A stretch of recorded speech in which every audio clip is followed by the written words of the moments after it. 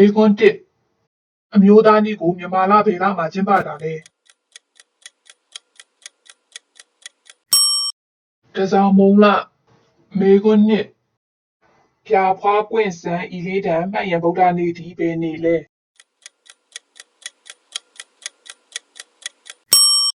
ကစုံလာပြည့်နေ့မေကွန်းသုံး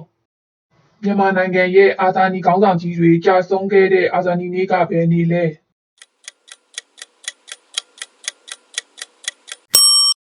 ဇူလိုင်19ရက်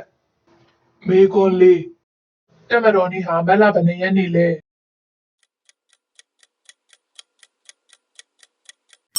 မတ်လ28ရက်မေကွန်း5တောင်သူလယ်သမားနေ့ကိုမတ်လဘယ်နှစ်ရက်မှာကျင်းပတယ်လဲ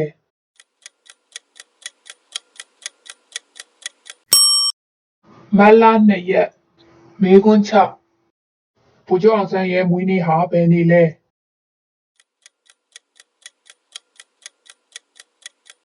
ဖေဖော်ဝါရီ13ရက်မေကွန်း9ပြည်တော်စုနေ့ဟာဘယ်နေ့လဲ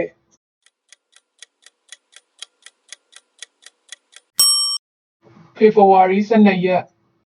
မေကွန်း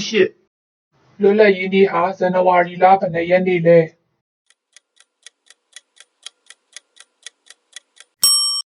ဇန်နဝါရီ4ရက်မေကွန်း9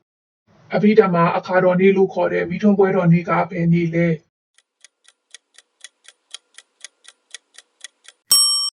ကတင်းကျော်လာပြည့်နေ့မေကွန်း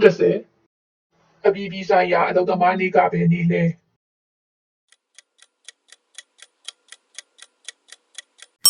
မေလ1ရက်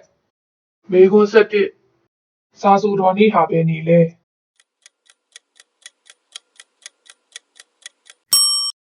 နတော်လာပြည့်မေကွန်း12တာမညဖလားနေ့ဟာဘယ်နေ့လဲ